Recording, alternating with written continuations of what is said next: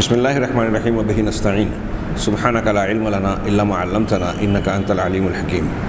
الحمد للہ رب العالمین والصلاة والسلام علی سید المرسلین وعلی آلہ وصحبہ اجمعین ومن تبعہم بإحسان الی یوم الدین اعوذ باللہ من الشیطان الرجیم بسم اللہ الرحمن الرحیم آمن الرسول بما انزل الیہ من ربہ والمؤمنون کل آمن باللہ وملائکتہ وکتبہ ورسلہ لا نفرق بین احد من رسلہ وقالوا سمعنا واطعنا غفرانک ربنا والیک المصیر۔ سامعین اکرام، پچھلے درس میں یہ بتایا گیا تھا کہ اہل غلو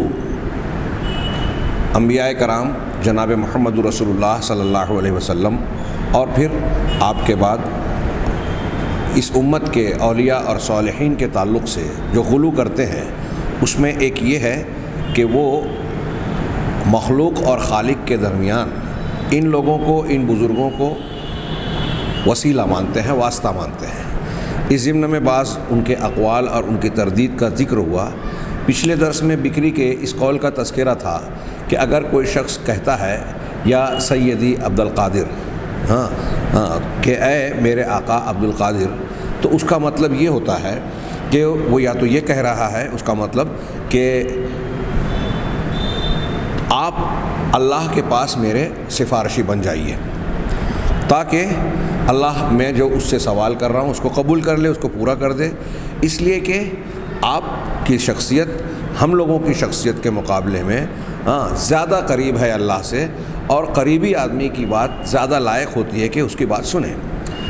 یا اس کا یہ معنی ہے کہ آپ اللہ کے نبی جناب محمد رسول اللہ صلی اللہ علیہ وسلم کے پاس ہماری سفارش کیجئے، وہ اللہ تبارک و تعالیٰ سے ہماری مراد پوری کروائیں۔ اس قسم کا معنی ہے، اور اس قسم کا معنی وہ شخص جو شیخ عبد القادر جیلانی یا کسی اور بزرگوں کو پکار رہا ہے،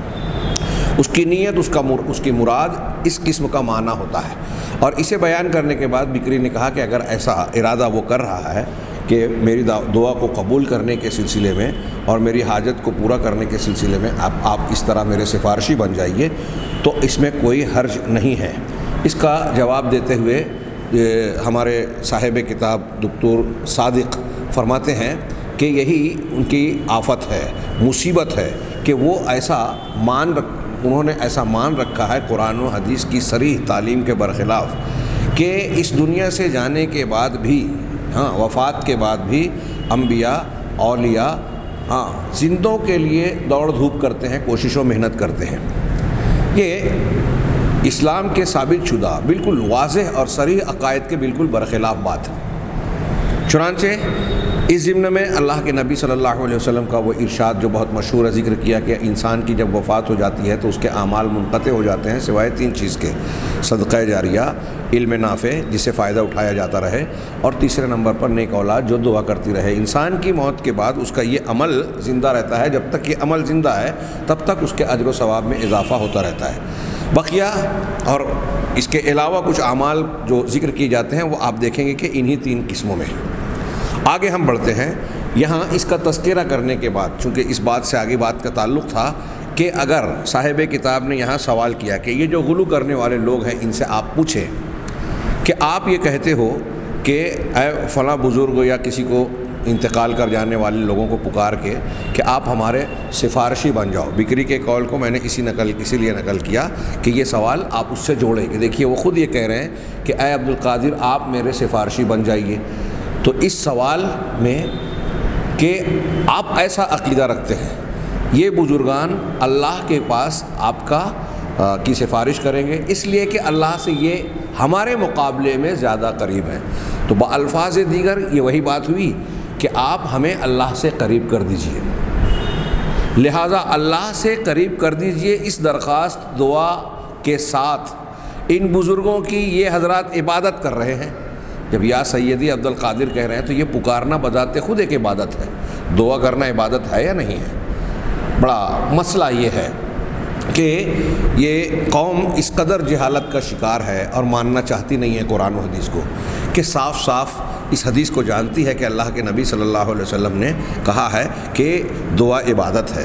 قرآن کی ایک نہیں متعدد آیتوں سے یہ بات ثابت ہوتی ہے کہ دعا عبادت ہے، بلکہ عبادت کا مغز اور خلاصہ ہے۔ جتنی عبادتیں بندہ کرتا ہے ان عبادتوں میں اللہ تعالیٰ سے دفع مضرت یا جلب خیر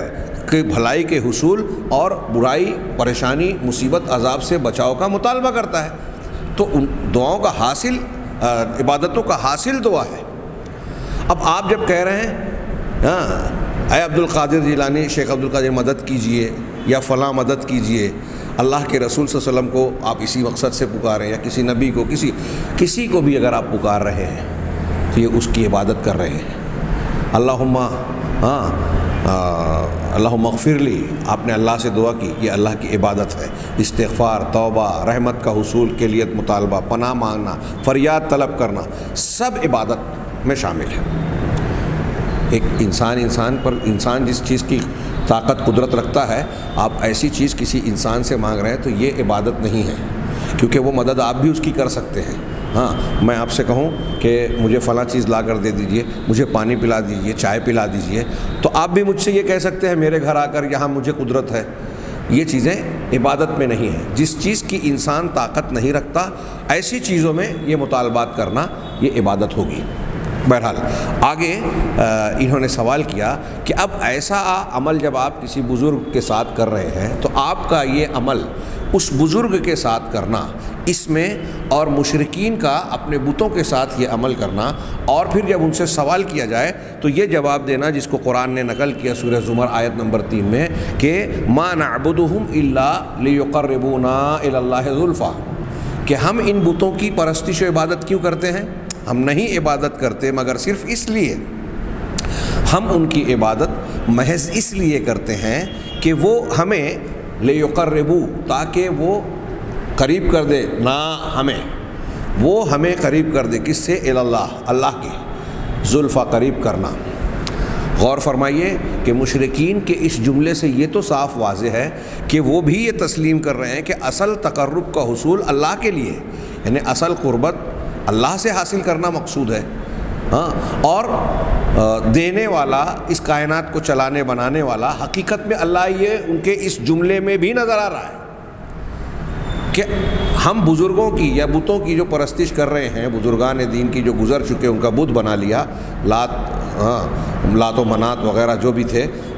تو ہم نے ان کی عبادت کی یا کر رہے ہیں، کیوں کر رہے ہیں؟ تاکہ یہ ہمیں قریب کر دے۔ مطلب مقصود یہ نہیں ہے یہ ذریعہ ہے، مقصود اللہ ہی ہے۔ ایک بات تو یہ معلوم ہوئی۔ دوسری بات، مشرکین کا ایک شعور جو آج کے ہمارے اس بات کو کہنے والے لوگوں میں نہیں ہے، وہ بکری ہوں، نبہانی ہوں، دوسرے لوگ ہوں، یہ عمل جب وہ کہہ رہے ہیں، جیسے شیخ عبد القادر جیلانی یا سیدی عبد القادر کہہ رہے ہیں، تو اس کی تشریح کیا کر رہے ہیں کہ آپ میرے سفارشی بن جائیں۔ لیکن یہ حضرات کتنے بڑے بڑے القاب لگا کے مشرکین کے اس جملے کے معنی اور مفہوم سے بھی دور ہیں کہ مشرکین اس عمل کو عبادت تو مانتے تھے کہ ان بتوں کی ہم عبادت کر رہے ہیں، یہ اتنا مانتے تھے، یہ کتاب میں میں وضاحت کر رہا ہوں۔ لیکن ہمارے یہاں یہ وسیلے باز لوگ، بدعتی وسیلہ اختیار کرنے والے، غلو کرنے والے، جب اصحاب قبور کو وسیلہ مان کر ان کو پکارتے ہیں تو انہیں اس بات کا شعور، علم، احساس نہیں ہے کہ وہ ان کی عبادت کر رہے ہیں۔ آپ بیسیوں لوگوں سے، میرا بہت سے لوگوں سے سابقہ پڑا، جب گفتگو کرتے ہیں، پوچھتے ہیں تو فوراً برجستہ وہ یہ جواب دیتے ہیں، ان کے دل میں بھی یہ بات ہوتی ہے کہ ہم اگر کسی قبر پہ جاتے ہیں، سفر کر کے جا رہے ہیں، اس کا طواف کر رہے ہیں، اس کو چوم چاٹ رہے ہیں، وہاں نظر و نیاز پوری کر رہے ہیں، جانور ذبح کر رہے ہیں، چادر چڑھا رہے ہیں، چڑھاوے چڑھا رہے ہیں، شیرینی اور پھول اور یہ اور وہ، اور پھر اس کے بعد یہاں تک کہ اس کو سجدہ کر رہے ہیں، رکوع کر رہے ہیں، یہ جو ثواب کی نیت سے سفر کرنا، فضیلت مان کر سفر کرنا، یہ بھی عبادت کا حصہ ہے۔ ہم حج میں سفر کرتے ہیں، حج یا حج کا معنی ارادہ کرنا ہوتا ہے، غزہ یغزو، غزوے والا سفر مشروع ہے۔ تو یہ سفر بھی اس نیت سے کہ ہم جا رہے ہیں، اسی لیے آپ نے اس سے پہلے پڑھا کہ اس نیت سے سفر دنیا میں صرف 3 مقامات یا مساجد کے لیے کیا جا سکتا ہے، یعنی اجر و ثواب کی زیادتی کے حصول اور برکت و فضیلت کی نیت اور مقصد سے، یہ سمجھ کر کے وہاں جا کے ہم کو زیادہ اجر و ثواب ملے گا، ایسا سفر صرف 3 مساجد کے لیے کیا جا سکتا ہے۔ اب دوسری مساجد کے لیے بھی نہیں کیا جا سکتا، مزارات کے لیے، مشاہد کے لیے بھی نہیں کیا جا سکتا۔ اس حدیث کا یہ معنی ہے، اس سے پہلے تھوڑی وضاحت گزر چکی ہے، لیکن یہ قوم ماننے کو تیار نہیں ہے۔ اب مشرکین جب بتوں کو واسطہ مان کر ان کی عبادت کرتے تھے تو کم سے کم یہ مانتے تھے کہ ہم ان کی عبادت کرتے ہیں۔ ہاں، یہ آج کے مشرکین جو قبر پرست ہیں، ان کو جب آپ کہیں گے کہ آپ اصحاب قبور کی عبادت کیوں کرتے ہیں، تو پہلی بات تو یہاں انہوں نے وہی سوال کیا ہے، ان کا دوسرا جواب، ان کا جواب آگے آ رہا ہے، لیکن میں ایک بات اس میں اضافہ کر رہا ہوں کہ ان میں سے اکثر لوگ یہ کہیں گے کہ ہم ان کی عبادت تھوڑے نہ کر رہے ہیں، یعنی عبادت کر رہے ہیں اور کہتے ہیں کہ ہم عبادت نہیں کر رہے ہیں۔ یہ ایک آفت ہے، بہت بڑی آفت ہے، یعنی انہوں نے عبادت کا معنی اور مطلب ہی نہیں سمجھا۔ اگر آپ کہیں گے کہ کسی بزرگ کو آپ پکار رہے ہو، ان کو واسطہ وسیلہ بنا رہے ہو، وہاں یہ عمل کر رہے ہو جو عبادت کے اعمال ہیں، تو کہے گا کہ ہم ان کی عبادت تھوڑی کر رہے ہیں، ہم ان کو ذریعہ بنا رہے ہیں، ان کو ذریعہ بنا کر اللہ تبارک و تعالیٰ سے قریب ہونا چاہتے ہیں، اللہ سے اپنی مراد مانگنا چاہتے ہیں۔ اور وہی عقیدہ جو بکری نے بیان کیا کہ بھائی سوچئے ہم تو گنہگار ہیں، بہت کمتر ہیں، ہمارے جو ہے معاملات بہت خراب ہیں، ہمارے مقابلے میں یہ بزرگان دین اللہ کے مقرب ہیں، پسندیدہ ہیں، قریبی ہیں، لہٰذا ہم ان کو وسیلہ بنا رہے ہیں تو یہ ہم کو قریب کر دیں گے۔ اس سے پہلے یہ بات گزری کہ جیسے وہ مثالیں دیتے ہیں کہ بادشاہ سے قریب ہونے کے لیے وزیر ہے، شہزادہ ہے، ملکہ ہے، ان کی محبت یا دباؤ میں بادشاہ بات کو قبول کرتا ہے۔ علامہ ابن تیمیہ کے اقوال گزرے کہ دنیا کے وسیلے میں جو وجوہات ہیں وسیلے کی، وہ اللہ کے یہاں ہے ہی نہیں۔ اللہ نہ دنیا میں کائنات میں کسی ذرے اور کسی کے معاملے سے ناواقف ہے، اور نہ ہی اللہ تبارک و تعالیٰ پر کسی کا دباؤ ہے، اور اسے اس بات کا ڈر ہے کہ اگر فلاں کی بات میں نہیں مانوں گا تو وہ مجھ سے روٹھ جائے گا،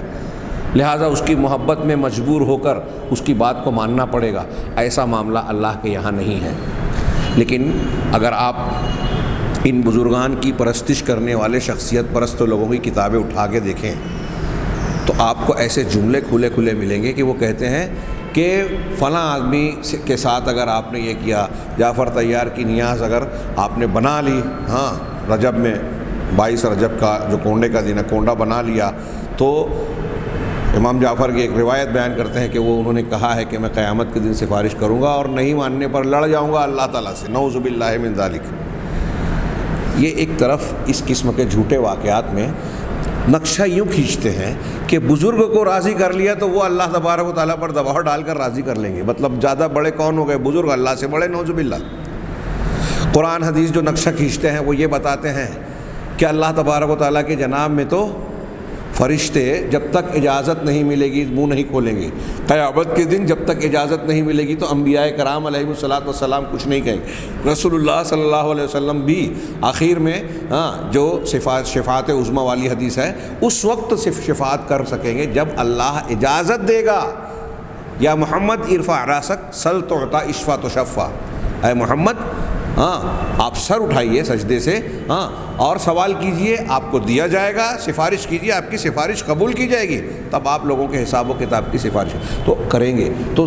یہاں بالکل صاف ہے، یہ میں ایک دو ہے آیت الکرسی صبح شام پڑھتے ہیں ہم، اس کی فضیلت تو جانتے ہیں، اس کا یہ جملہ ہم جاننے کو تیار نہیں ہے جس کی تفصیل ہم پیغام قرآن میں پیچھے دروس میں بیان کر چکے ہیں، 18-20 دروس میرا خیال ہیں، بہت غور سے اسے سننا چاہیے، سمجھنا چاہیے۔ اللہ تعالیٰ نے پوچھا من ذا الذی یشفع عنده الا باذنہ، کون ہے جو اللہ کے پاس اس کے حکم، اس کی اجازت کے بغیر سفارش کر سکے؟ دنیا میں کسی کے پاس سفارش کرنے کے لیے پہلے اس کی اجازت لی جاتی ہے، وہ اجازت دے گا تو ہم سفارش کریں گے؟ نہیں، یہاں اجازت نہیں لی جاتی اور وہاں شفاعت بالاذن ہوگی، اجازت کے ساتھ۔ تو دنیا والی سفارش اور اللہ کے پاس کی سفارش ایک جیسی کیسی ہوئی؟ تو اللہ تبارک و تعالیٰ اجازت دے گا جس کو وہی بولے گا، جس کے لیے اجازت دے گا اسی کے لیے بولے گا، کسی اور کے لیے نہیں کر سکتا۔ تو یہ شرعی شفاعت جو حق ہے اس سے اس بدعتی مشرکین کی شفاعت کو جوڑ دیا گیا۔ بکری صاحب کا جو قول یہاں نقل کیا، اس سے پہلے کچھ دوسرے لوگوں کا قول نقل کیا کہ یہ واسطہ جو ہے شرک نہیں ہے،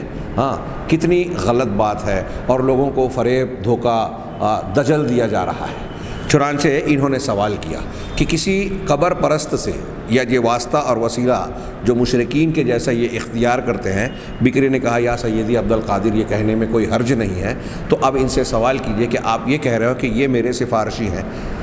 یہ بزرگوں کو جو ہم ان کی قبروں پہ جا کے پکار رہے ہیں، ان کی قبروں کا طواف کر رہے ہیں، جو اللہ اور رسول نے صرف کعبۃ اللہ کے لیے بتایا، آپ بہت سارے کعبے بنا لیے ہے نا، ان کا طواف کر رہے ہو۔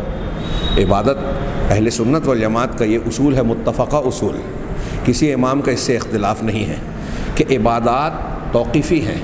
یعنی جو اللہ تبارک و تعالیٰ نے بتایا، جو رسول اللہ صلی اللہ علیہ وسلم نے بتایا سمجھایا، اس سے نہ زیادہ نہ کم، جتنا بتایا ہے جب بتایا ہے اتنا ہی کرنا اللہ کے ہاں مقبول ہوگا۔ اگر ایک رکعت میں 2 سجدہ بتایا ہے رسول اللہ صلی اللہ علیہ وسلم نے، اور یہ بھی بتایا کہ سجدہ اللہ کو بہت پسند ہے، تو آپ سجدے کی پسندیدگی کو دیکھ کر یہ سوچیں کہ ایک رکعت میں 3 4 5 7 سجدے کر ڈالوں، اللہ خوش ہو جائے گا؟ جی نہیں، ناراض ہو جائے گا۔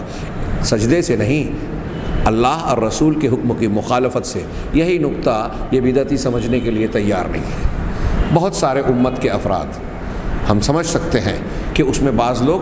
معذور ہیں اس اعتبار سے کہ جس ماحول میں وہ پلے بڑے ہیں، وہ اسی کو دین کا حصہ سمجھ رہے ہیں، اس کو عقیدت و محبت اور شریعت کے دائرے والی عقیدت و محبت سمجھتے ہیں، جبکہ ایسی عقیدت جس میں غلو آ جائے، اور اس غلو کے بعد جب آپ کسی کو اس کے مقام سے بڑھا کر اللہ سے ملا رہے ہیں، تو اس شخصیت کے ساتھ بھی آپ ظلم کر رہے ہیں، اور اللہ تبارک و تعالیٰ کے حق میں بھی آپ جو ہے مخالفت کے مرتکب ہو رہے ہیں، یعنی شرک والا ظلم کر رہے ہیں۔ تو یہی سمجھانے کے لیے شیخ نے یہاں سوال کیا کہ اب ان سے پوچھا جائے، سوال کیا جائے اگر کہ آپ کا یہ کہنا ہے کہ یہ ہمارے سفارشی ہیں، ہم دعا مانگتے ہیں تاکہ یہ سفارش کرے رسول اللہ صلی اللہ علیہ وسلم کے پاس یا اللہ کے پاس، تو آپ کے اس قول میں اور مشرکین کے اس قول میں، مشرکین مکہ جن کو قرآن حدیث مشرکین کہتی ہے، ہاں، کہ ہم ان بتوں کی پرستش محض اس لیے کرتے ہیں کہ یہ ہم کو اللہ تبارک و تعالیٰ سے قریب کر دیں۔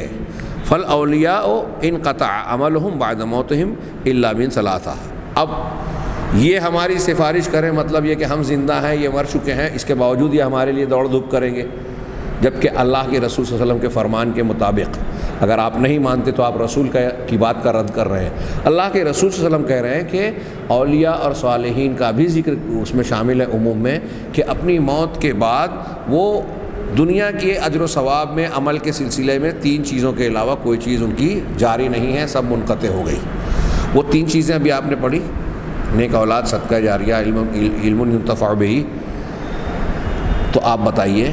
کہ رسول اللہ صلی اللہ علیہ وسلم کہہ رہے ہیں کہ اب ان کا عمل نہیں رہا، سلسلہ عمل منقطع ہو گیا ان 3 چیز کے علاوہ،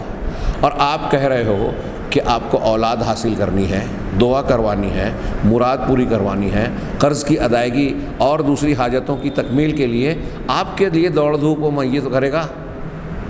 رسول اللہ صلی اللہ علیہ وسلم فرما رہے ہیں کہ اس کا عمل کا سلسلہ منقطع ہو گیا، آپ کہہ رہے ہیں کہ نہیں جاری ہے۔ جب آپ قبر پہ جا کے اس کو پکاریں اور یہ سمجھیں کہ میری ضروریات یہ پوری کرنے میں مددگار ہوں گے، واسطہ ہوں گے اللہ کے پاس، تو پہلی بات تو آپ رسول کی مخالفت کر رہے ہیں۔ ہاں، والاصنام، چنانچہ کہہ رہے ہیں فالاولیاء انقطع عملهم الا بعد موتهم الا من ثلاثہ، چنانچہ اولیاء ان کے اعمال ان کی موت کے بعد کٹ گئے، منقطع ہو گئے ہیں، سوائے 3 چیزوں کے۔ ایک والاصنام، اسی طریقے سے اصنام یعنی بت جمادات ہیں، یہ پتھر کے بت ہوں، لکڑی ہوں، تصویر ہوں، کسی اور مادے کے، میٹل کے، معدنیات میں سے کسی چیز کے، دھاتوں میں سے کسی چیز کے بنے ہوئے ہوں، ہاں، کسی بھی چیز کے، یہ سب جمادات ہیں۔ لا تنفع ولا تضر، نہ فائدہ پہنچا سکتے ہیں اور نہ نقصان۔ ہاں، دیکھیں کیا موازنہ کیا ان نے کہ رسول اللہ صلی اللہ علیہ وسلم کے فرمان کے مطابق اولیاء اور صالحین کے اعمال کا سلسلہ بھی منقطع ہو گیا 3 چیزوں کے علاوہ، اور جن مشرکین جن بتوں کی، جن چیزوں کی، اشیاء کی پوجا پاٹ کرتے ہیں، وہ بھی جمادات ہیں جو نفع اور نقصان نہیں پہنچا سکتے، نفع اور نقصان کے مالک نہیں ہیں۔ تو بتائیے کہ مشرکین کا یہ کہنا کہ یہ ہمارا اللہ اور ہمارے درمیان واسطہ ہوں گے، اور آپ کا یہی کہنا، دونوں میں کیا فرق ہے؟ یہ ہم کو اللہ سے قریب کر دیں گے، آپ بھی تو یہی کہہ رہے ہیں، دونوں میں کیا فرق ہے؟ ما کانا جواب ہوں، اب آگے جواب دے رہے ہیں کہ جب آپ یہ سوال ان سے کریں گے تو ان کا جواب صرف چیخ پکار اور ہنگامہ آرائی ہوگا، اس کے سوا اور کچھ نہیں۔ ہاں، جب ان کی حجت اور جب دلیل اور حجت ان کے بات کو باطل قرار دے دے گی، جڑ سے اکھاڑ دیتی ہے، یہ سوال، یہ دلیل جب ان کی بات پر ضرب لگائے گی تو وہ چیخ پکار مچائیں گے، غصہ کریں گے، تشدد والے راستے اختیار کریں گے۔ یہی طریقہ ہوتا ہے باطل کا۔ اور وہ کہیں گے وقالوا لاتباعہم، اور اپنے متبعین، اپنے پیچھے چلنے والے اور اپنے مریدین سے کہیں گے کہ الذین یخافون ان ینفضوا من حولہ، ان کے وہ مرید اور جو درباری اور ان کے مجلسی ہیں، ان کی مجلس کے افراد جن سے ان کی شان ہے، دکان چل رہی ہے، ڈر ہوگا کہ جب ان کو حق معلوم پڑے گا یا دلیل کے مقابلے میں ہم ان کو مطمئن نہیں کر پائیں گے تو یہ ہمارے ارد گرد سے چھٹ جائیں گے، ہم سے دور ہو جائیں گے، ہماری دکان، ہمارا کاروبار جو ہے پھیکا پڑ جائے گا۔ تو انہیں اس بات کا ڈر ہوتا ہے کہ ہمارے مرید اور ہمارے متبعین ہم سے دور ہٹ جائیں گے، تو ان کو ارد گرد سے قائم رکھنے کے لیے ان سے کہتے ہیں کہ ہؤلاء یحتجون علینا بالآیات التی نزلت فی المشرکین، کہ یہ لوگ ہمارے خلاف ان دلیلوں کو پیش کرتے ہیں، ان باتوں سے حجت پکڑتے ہیں، قرآن کی ان آیتوں سے جو مشرکین کے بارے میں نازل ہوئی ہیں۔ بہت غور سے سنیے، بظاہر سادہ سی بات، لیکن باطل پرستوں کی ایک دنیا ایسی سادہ اور دھوکہ دینے والی بات پر مطمئن ہو جاتی ہے۔ وہ کہہ رہے دیکھیے یہ تو اللہ تعالیٰ نے مشرکین اور کافروں کے بارے میں قرآن کی آیتیں نازل کی ہے، جو یہ ہمارے بارے میں فٹ کرتے ہیں۔ ارے بھائی، مشرکین جن کی پوجا پاٹ کرتے تھے وہ کون تھے؟ وہ تو اسلام والے یا بزرگان دین نہیں تھے نا، اور ہم جن کو پکار رہے ہیں، وسیلہ مان رہے ہیں، وہ تو اللہ کے نیک بندے، اولیاء اور صالحین ہیں۔ بس اتنے پہ ہی عام آدمی اور جاہل آدمی مطمئن ہو گیا۔ یہ غور کرنے کی بات ہے کہ جو اصول ہے، اصول اگر کسی شخصیت کوئی بیان کیا گیا ہے تو اگر ایک خاص پس منظر میں خاص جماعت کے تعلق سے بیان کیا گیا ہے تو کیا اس کا مطلب یہ ہوگا کہ یہ اصول صرف اسی پر فٹ ہو رہا ہے؟ اصول جب کوئی بنائے جاتے ہیں تو نام چاہے جو ہو، اس اصول کے دائرے میں جو بھی فٹ ہوگا یہ اصول اس پر کام کرے گا۔ اہل علم نے یہ لکھا، مثال کے طور پہ یہیں میں ایک اور چیز جوڑ دوں کہ جب کفار، عام طور سے آپ قرآن میں دیکھیں گے کہ انبیاء اور پیغمبر جب اپنی قوم کو خطاب کر کے یہ کہتے کہ یہ دین ہے، حق ہے، یہ دلیل ہے، یہ معجزہ ہے، یہ حجت ہے، میں اللہ کی طرف سے آیا ہوں، تو وہ جواب میں جو باتیں اختیار کرتے تھے اس میں ایک کامن اور عام بات یہ تھی کہ ہم تو وہی دین اختیار کریں گے جو ہمارے باپ دادا نے اختیار کیا۔ اِنَّ وَجَدْنَا آبَاءَنَا عَلَىٰ أُمَّةٍ، ہم نے اپنے باپ دادا کو ایک طریقے پر پایا اور ہم اسی کی پیروی کرنے والے ہیں۔ اور بھی اس قسم کے جملے قرآن نے متعدد مقامات پر ان کے نقل کیے۔ تو اس پر علامہ ابن قیم اور دوسرے لوگوں نے کہا کہ وہ جو کہتے تھے مشرکین اور کافرین کہ ہم نبی اور اللہ کی بات اور دلیل کے آ جانے کے بعد باپ دادا کی مانیں گے، یعنی اتباع دلیل کے سامنے تقلید اختیار کی، ایسا ہی معاملہ ہمارے یہاں ان مقلدین کا ہے جو اللہ اور رسول صلی اللہ علیہ وسلم پر ایمان کا چاہے دعویٰ کرتے ہوں لیکن دلیل آ جانے کے بعد کسی شخصیت کی پیروی یا تقلید کرتے ہیں اور کہتے ہیں کہ اگرچہ ہم قرآن حدیث کو مانتے ہیں لیکن قرآن حدیث کو ہم سے بہتر ہمارے امام صاحب نے، ہمارے پیر صاحب نے سمجھا ہے، لہٰذا ہم ان کے پیچھے چلیں گے۔ وہ قرآن حدیث کو زیادہ بہتر جانتے تھے ہم سے، تو ان کی مانیں گے یا اپنے ماحول میں۔ اب ہمارے یہاں مسلک کے اعتبار سے ویسا ہی معاملہ ہے جیسے اسلام کے اعتبار سے۔ جو مسلمان گھر میں پیدا ہو گیا مسلمان ہے، اس نے علم حاصل نہیں کیا کہ اسلام کیا ہے، اسی لیے عقیدے کی کتابوں میں ایک اصطلاح چلتی ہے مسلمۃ الدار اور مسلمۃ الاختیار، گھر کا مسلمان اور اختیار کا مسلمان۔ گھر کا مسلمان وہ ہے جو ماحول سے دین سیکھ کے بس اسی پر مطمئن ہے، علم نہیں حاصل کیا، شعور نہیں پیدا کیا۔ اور اختیار والا مسلمان وہ ہے جو عقائد اور ایمانیات اور دین کی تعلیمات کو جانتا ہے، سمجھتا ہے، پرکھتا ہے اور پھر اختیار کرتا ہے۔ تو اختیار کر رہا ہے وہ، یہ علم اور شعور والا دین ہے۔ تو یہ جو میں نے تقلید والی مثال دی، وہاں ابن قیم نے کہا کہ یہ جواب جب آپ پیش کریں گے کسی کو یہ بات کہ مشرکین کا جو طریقہ تھا کہ باپ دادا کے طریقے پر چلیں گے، بزرگوں کے ہمارے جو پہلے ہیں، اور یہ مقلدین کا جو طریقہ ہے، طریقہ دونوں کا ایک ہے، تو وہ یہ جواب دیتے ہیں کہ بھائی ان کے باپ دادا مشرک تھے، ہمارے باپ دادا تو نیک اور مسلمان ہیں۔ تو علامہ ابن قیم نے کہا کہ تھوڑی دیر کے لیے اسے مان لیا جائے کہ ہاں چلو ٹھیک ہے، تو اگرچہ ان کے باپ دادا یہ ہیں، ان کے باپ دادا یہ ہیں، لیکن دونوں باپ دادا کی پیروی کرنے میں طریقے میں ایک ہے، دماغ میں بٹھا لیجئے۔ اب ان کی جو گمراہی ہے تو یہ تقلید کر کے ان کی وہ گمراہی اختیار کر رہے ہیں، ان کی جو گمراہی ہے تو ان کی تقلید کر کے یہ گمراہی اختیار کر رہے ہیں۔ جیسے مثال کے طور پہ اب نصارہ جو ہیں حضرت عیسیٰ علیہ السلام کو الہ مان رہے ہیں، ثالث و ثلاثہ کہہ رہے ہیں، تین میں کا تیسرا، تثلیث کے قائل ہیں، تو نصرانی کے گھر میں پیدا ہونے والا بچہ نصرانیت والی گمراہی اختیار کر رہا ہے، یہودیوں کے گھر میں پیدا ہونے والا بچہ یہودیت کی گمراہی کو اختیار کر رہا ہے۔ ہندو دھرم میں، بدھ مذہب میں، جین مت میں جو جس ماحول اور گھر میں پیدا ہو رہا ہے، اپنے ارد گرد کے ماحول میں پیدا ہو پائی جانے والی اور اپنے باپ دادا سے چلے آنے والی جو ریت روایت کے نام پر یا مذہب اور دین کے نام پر چلی آ رہی غلط فہمیاں ہیں، گمراہیاں ہیں، وہ اس کا پیروکار بن جاتا ہے باپ دادا کی تقلید میں۔ تو جو طریقہ ہے یہ وہی یہاں ہے کہ باپ دادا اگر اللہ اور رسول کے مقابلے میں مانتے ہوئے بھی ان کے مقابلے میں کوئی دین، بدعت اور غلو یا غلط بات کو مان رہے ہیں تو یہ اس کی پیروی کر رہا ہے۔ وہ یہ سوال کیا انہوں نے کہ آپ جب ان سے سوال کریں گے تو یہ پیر صاحبان اپنے حلقے اور دکان کو چلانے والی دینی جو کاروبار جاری کر رکھا ہے، انہیں ڈر ہوگا کہ اگر یہ دلیل اور علم حاصل کر لیں ہمارے مریدین تو ہمارے پاس سے بھاگ جائیں گے، ہماری دکان بند ہو جائے گی۔ لہٰذا دکان کھلی رکھنے کے لیے، اپنا کاروبار جاری رکھنے کے لیے ضروری ہے کہ ان کو بہلایا جائے، پھسلایا جائے، مطمئن کیا جائے۔ اور ان کو بہلانا پھسلانا بڑا آسان بھی ہوتا ہے کیونکہ یہ علم نہیں رکھتے نا، بزرگوں کی بات کو ان پر اعتماد کر کے اندھے بن کر قبول کر لیتے ہیں، آنکھیں ہوتے ہوئے بھی اپنی آنکھیں بند کر لیتے ہیں، ہاں کہ یہ اتنے بڑے بزرگ ہیں، اتنے نیک صالح ہیں، تو ان پر اندھا اعتماد کر لیا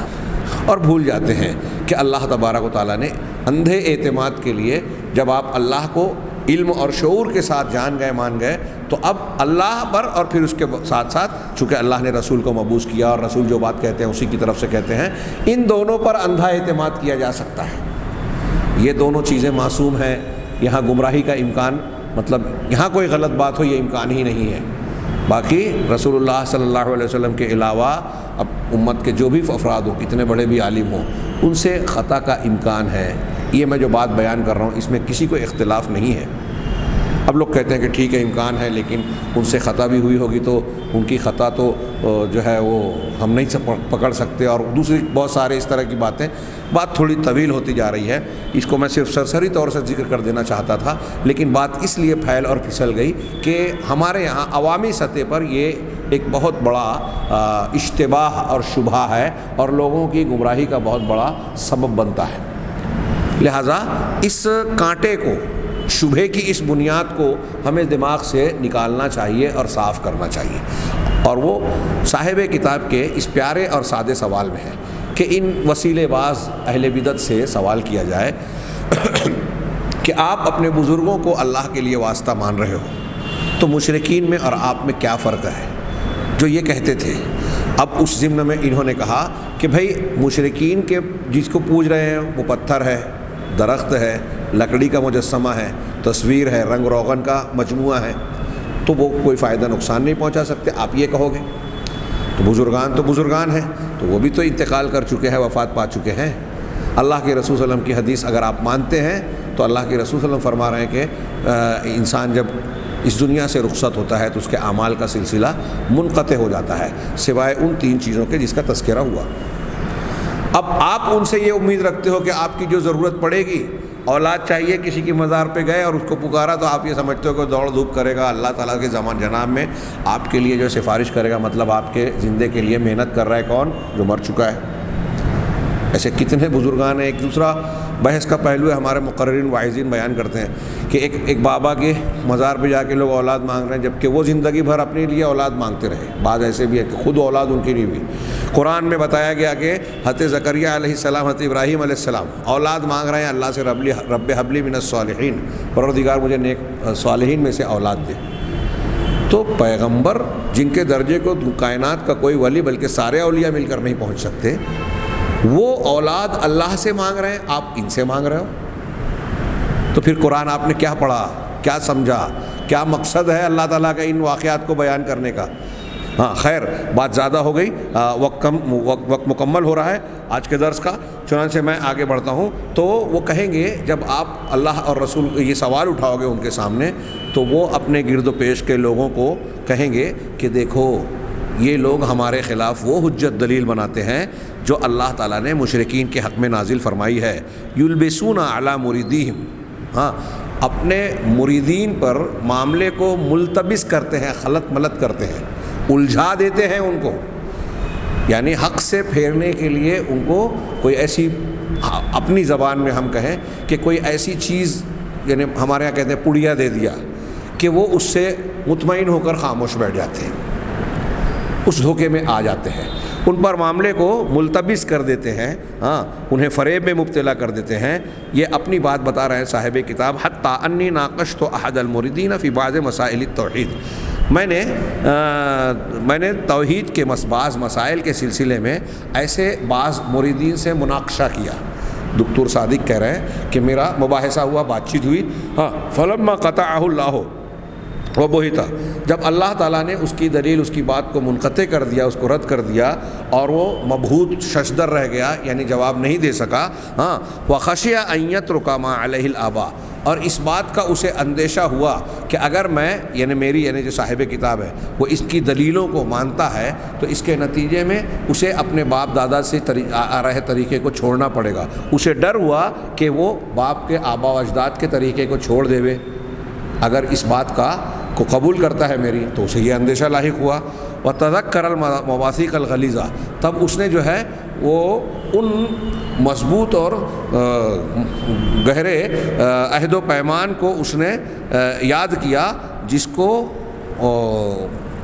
اس طریق کے شیخ نے اس سے لیا تھا، جس طریقے پر وہ تھا۔ جملہ سیدھا کروں پھر سے پوری بات کو، کہ ان کی بات ہوئی بعض مسائل توحید میں، مقابل جو تھا مخاطب وہ کسی سلسلے کا مرید تھا، ہاں وہ مبہوت ہو گیا، لاجواب ہو گیا، اب دلیل کے سامنے اسے خاموش ہونا پڑا، لیکن اسے یہ ڈر ہوا کہ اگر میں ان کی دلیلوں کو قبول کر لوں گا تو باپ دادا کے طریقے کو مجھے چھوڑنا ہوگا۔ اور پھر اسے یاد آیا کہ میں نے تو شیخ کے ہاتھ پر بیعت کی ہے، عہد و پیمان کیا ہے سخت قسم کا کہ اس طریقے پر قائم رہوں گا، آپ سے جڑا رہوں گا۔ اب وہ عہد و پیمان اسے یاد آیا کہ وہ چھوڑنا پڑے گا، ہاں تو اس وقت جو ہے اس نے مجھ سے کہا کہ نحن مع الشیخ، ہاں دیکھیے جواب سنیے، یہ جسارتیں کیسی کرتے ہیں کہ ہم اپنے شیخ کے ساتھ ہیں، اپنے پیر صاحب کے ساتھ ہیں، ان دخل الجنہ دخلنا معہ، اگر وہ جنت میں گئے تو ہم بھی ان کے ساتھ جنت میں چلے جائیں گے، وَإِن دخل النار دخلنا معہ، اور اگر وہ جہنم میں گئے تو ہم ان کے ساتھ جہنم میں چلے جائیں گے۔ انا للہ و انا الیہ راجعون، جہالت کا کتنا بڑا نمونہ ہے اس قسم کا جواب، اس سے بڑھ کر جہالت کیا ہوگی؟ اسے اس بات کا اعتبار ہے۔ اچھا یہ جملہ وہ کہہ رہا ہے تو پہلی بات یہ کہ وہ یہاں بھی خوش فہمی ہے شیخ کے تعلق سے، اور شیخ سے ایسی محبت کا اظہار کر رہا ہے کہ وہ جنت میں جائیں یا جہنم میں ہم ان کے ساتھ چلیں گے۔ گویا اس یہاں بھی ایک بدعقیدگی کا پہلو یہ ہے کہ اگر وہ جنت میں جا رہے تو اس کو لے کے چلا جائے گا، وہ جہنم میں جا رہا ہے تو اس کو لے کر چلا جائے گا۔ نبی صلی اللہ علیہ وسلم کے صحابہ کرام ڈرتے تھے اور دعا مانگتے تھے، کوشش کرتے تھے کہ جنت میں بھی آپ کی رفاقت ملے، ایسی اللہ سے دعا کیجیے۔ اگرچہ ہم مسلمان ہیں، مومن ہیں، لیکن ان کو ڈر ہے کہ کہیں ایسا تو نہیں کہ ہم اللہ کے رسول سے دور ہو جائیں، اور اس کو اتنا یقین ہے کہ اگر وہ جہاں جائیں گے تو ہم ان کے مرید ہیں تو ان کے ساتھ چلے جائیں گے، اور اس سلسلے میں جہنم میں جانے کے لیے بھی تیار ہے۔ اب یہاں اس کا آدمی کیا جواب دے کہ ٹھیک ہے آپ قرآن حدیث کی دلیلیں پیش کر رہے ہیں، لیکن ہم شیخ اور اپنے بزرگ اپنے بڑے کے ساتھ ہیں، اب ان کا جو بھی انجام ہوگا ہم اس کے لیے تیار ہیں۔ یہ بھاگنے اور فرار اختیار کرنے کا بظاہر ایک طریقہ ہے، لیکن یہ جواب بھی اللہ تبارک و تعالیٰ کی شان میں گستاخی کے ہی مترادف ماننا چاہیے کہ بندے کو اللہ تعالیٰ کا خیال نہیں ہے، اس کی توحید اور عظمت کا اعتبار کیے بغیر اپنے بزرگ پر ویسا اعتماد کر رہا ہے۔ تو آگے اس درس کے آخر میں یہ قرآن کی ایک آیت میں فَهَلْ يَنظُرُ هَذَا التَّابِعُ إِلَّا أَن يَأْتِيَ يَوْمٌ يَتَبَرَّأُ فِيهِ الْمَتْبُوعُ مِنْهُ إِلَّا بِحَقٍّ، کہہ رہے ہیں کہ تو بس کیا یہ تابع، یہ متابعت کرنے والا، یہ مرید انتظار کر رہا ہے، یہ ایسا ہے کہ بس یہ اس کو انتظار ہے کہ وہ دن آئے جس دن اس کا پیر، اس کا متبوع اس سے جو ہے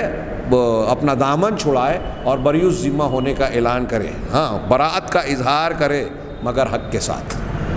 ہاں جب ایسے غلط انداز میں غیر شرعی طور پر کوئی شخص کسی کی اتباع کرتا ہے، غلط کاموں میں اس کے پیچھے چلتا ہے، تو جب قیامت کا دن آئے گا نا تو یہ اتباع کرنے والا اس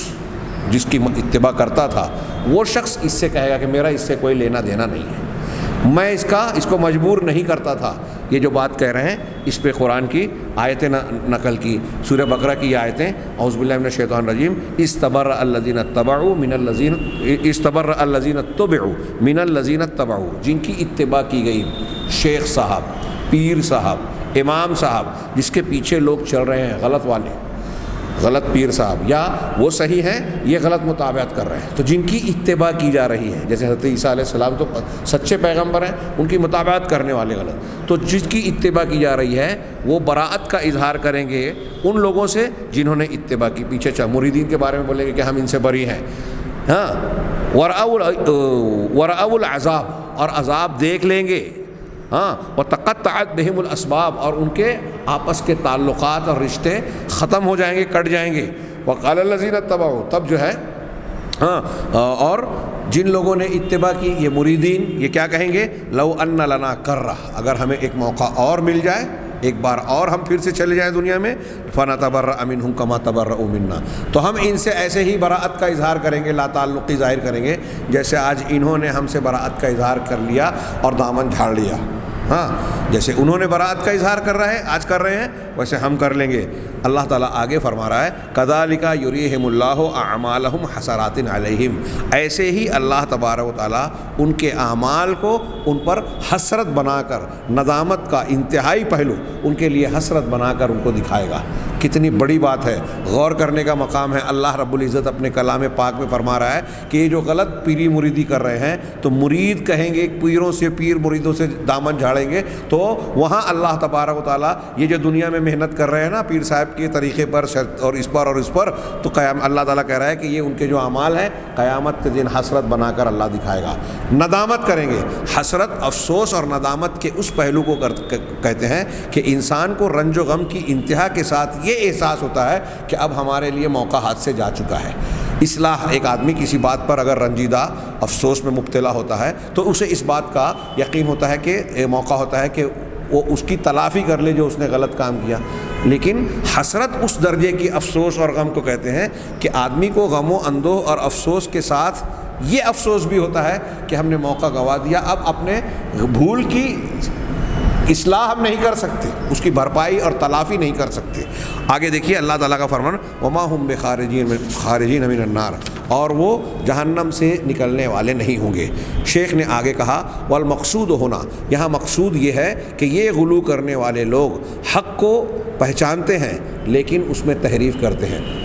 غلو کرنے والے میں بہت سے لوگ ایسے ہیں، خاص طور سے پیر صاحبان، ہاں بزرگان، ہاں اب جو گمراہ ہیں یا اہل بدعت ہے ان کی بات کر رہے ہیں، ہاں لیکن اس کو حق کو بدل دیتے ہیں۔ جب ان کے پاس دلیل آتی ہے، دلیل سمجھ بھی لیا تو کیا جواب دیا؟ جب ان کے پاس قرآن کی آیتیں پیش کی جاتی ہیں تو کہتے دیکھو یہ آیتیں تو جو ہے مشرکین کے بارے میں ہیں، ہمارے بارے میں، تو حق وہ پہچان لیا لیکن اس کو اس کے اندر تحریف، اس کے معنی اور مفہوم کو بدل دیتے ہیں۔ یعرفون، وہ یہ جانتے ہیں کہ ان الآیات التی نزلت تحذر من الشرک، ہاں لم تنسخ، وہ جانتے ہیں کہ وہ آیتیں جو شرک سے ڈراتی اور منع کرنے والی ہیں وہ منسوخ نہیں ہوئی ہیں، جو اس زمانے میں آ کے مشرکین کا رد کرتی تھی آج بھی رد کر رہی ہیں۔ وَلَمْ تَكُنْ خَاصَّةً بِكُفَّارِ قُرَيْش، اور یہ کفار قریش کے ساتھ خاص نہیں ہے۔ فَمَنْ جَعَلَ لِلَّهِ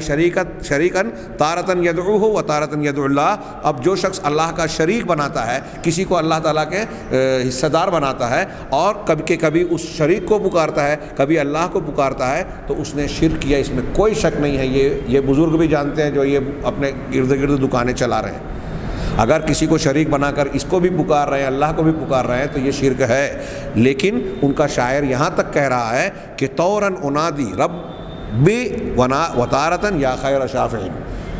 ان کا ایک شعر جو پیچھے کچھ گزرے اور آگے کچھ آ رہے ہیں کہ وہ ایک حالت میری ایسی ہوتی ہے کہ میں ایک مرحلے میں پکارتا ہوں کہ پروردگار اے میرے رب، اور کبھی پکارتا ہوں کہ اے سب سے بہتر سفارش کرنے والے۔ آگے شیخ نے سوال کیا، ہم یہاں اس سوال پر آج کے درس کو ختم کرتے ہیں، اگلا درس اسی سوال سے شروع کریں گے کہ یہ شاعر کیا لا الہ الا اللہ کے معنی کو سمجھتا ہے؟ بلکہ مجھے اس بات کا یقین ہے کہ ان میں کے اکثر لوگ اس کے معنی کو نہیں سمجھتے۔